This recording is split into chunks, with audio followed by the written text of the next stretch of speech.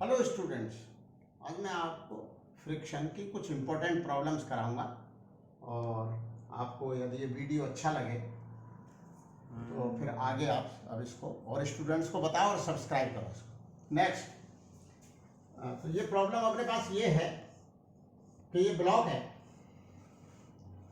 अब ये नीचे सरफेस है और इसका कोफिशिएंट ऑफ फ्रिक्शन म्यू है।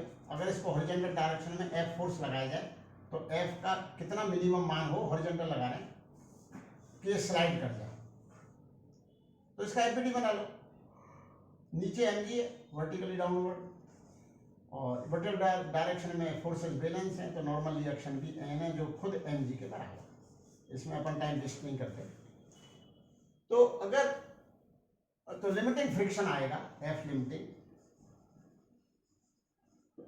वो आ जाएगा म्यू एन। तो म्यू एन होगा म्यू एम जी। अगर आप इससे कम फोर्स लगाओगे तो फ्रिक्शनल फोर्स उतना ही होगा जितना आप अप्लाई करो। मान लो कुछ भी म्यू एम जी बराबर 40 न्यूटन है, मान लिया आपने 30 न्यूटन लगाया तो फ्रिक्शन 30 है, 20 लगाया तो 20 है, 10 लगाया 10 है, 35 लगाया 35 है, 39 लगाया 39 है, 40 लगाया 40 से जैसे ही आप ज़्यादा करोगे ये स्लाइड कर जाएगा और फ्रिक्शन फोर्स फिर परमानेंट 40 है, क्योंकि ये फ्रिक्शन फोर्स सेल्फ एडजस्ट है। तो प्रॉब्लम अपने को ये जो मैं जो बताना चाह रहा हूं वो ये है कि अपन किस एंगल पर फोर्स लगाएं कि अपने को फोर्स मिनिमम लगाना पड़े।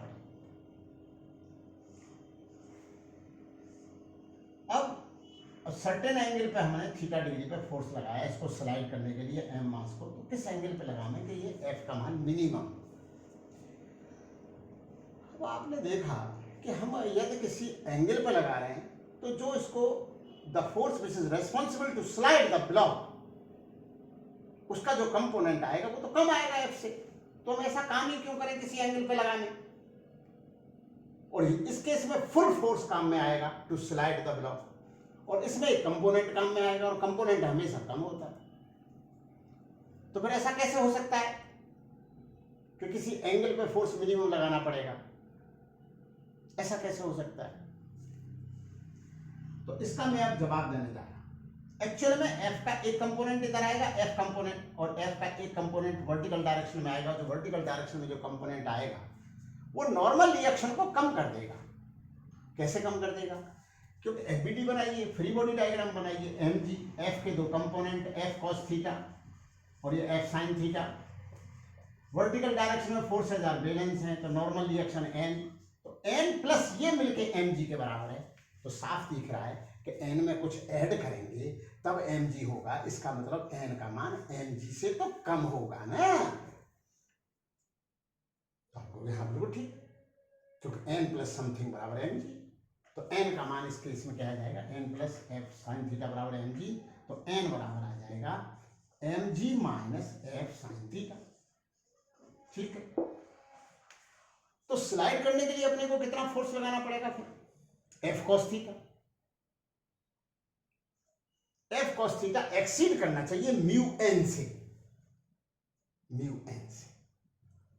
तो F cos theta must be greater than और इक्वल टू म्यू एन। तो क्या होगा इसमें, F cos theta just slide करने के लिए जस्ट बराबर म्यू एन। तो एन का मान M G minus F sine theta. तो एफ का मान आ गया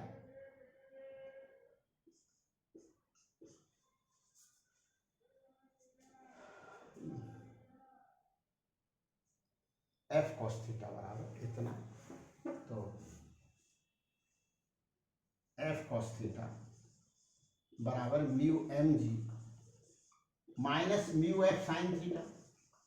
अब एफ का मान हो गया, अब इधर ले लो इसको, इस साइड में ले लो, एलएचएस साइड में। तो cos theta plus mu sine theta common आएगा बराबर म्यू एम जी। तो एफ बराबर हो गया mu M G upon cos theta plus mu sine theta. तो आपने हॉरिजॉन्टल में क्या दे रखा था कि आप जब हॉरिजॉन्टल में फोर्स लगाओगे तो कम से कम आपको फोर्स लगाना पड़ता है म्यू एम जी, और किसी एंगल पे लगाओगे तो वो फोर्स आपको स्लाइड करने के लिए मिनिमम इतना लगाना पड़ेगा, mu M G upon cos theta plus mu sine theta.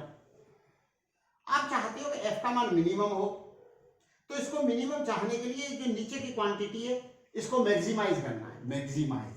अगर ये इसकी मैक्सिमम वैल्यू क्या है, इसकी जो इसकी मैक्सिमम वैल्यू है उस समय एफ मिनिमम होगा, क्योंकि बाद बाकी तो सब कांस्टेंट है, थीटा ही वेरिएबल है। तो अब ये सवाल बन गया, आगे का जो पार्ट सवाल बन गया वो बन गया मैथमेटिक्स। क्या बन गया? मैथमेटिक्स। थोड़ी मैथमेटिक्स की ट्रिक लगानी पड़ेगी इसमें, बता दीजिए। तो अब इसमें क्या ट्रिक लगानी पड़ेगी कि एफ बराबर, जनरल में फार्मूला मिल गया मुझे कि जो किसी एंगल थीटा पर फोर्स लगा रहे हैं तो इसको स्लाइड करने के लिए अपने को जो फोर्स लगाना पड़ेगा उसकी वैल्यू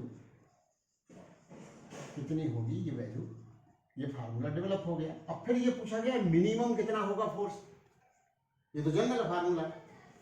तो mu M G upon cos theta plus mu sine theta, इसमें थोड़ी सी ट्रिग्नोमेट्री है। वो क्या कहती है ट्रिग्नोमेट्री, कि जो साइन थीटा कॉस थीटा के जो कोफिशिएंट है इनका स्क्वायर करके ऐड करके रूट लेके डिवाइड कर दो और मल्टीप्लाई कर दो। कारण है आपको बताएंगे, मैथमेटिक्स है थोड़ा सा। तो root of 1 plus mu square और यहाँ पर root of 1 plus mu square और इसी की multiply root of 1 plus mu square,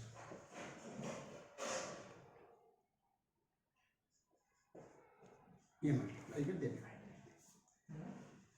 अब एक ट्रायंगल बनाइए, फिजिक्स पढ़ाते पढ़ाते अपन थोड़ा मैथ्स पे आ गए।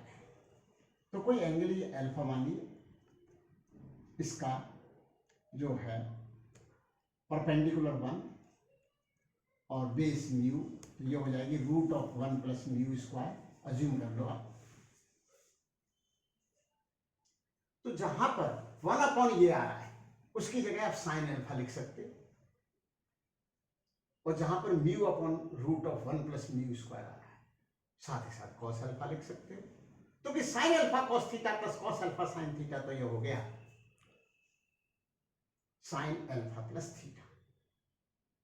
तो साइन अल्फा प्लस थीटा, तो ये फार्मूला आ गया mu M G divided by root of 1 plus mu square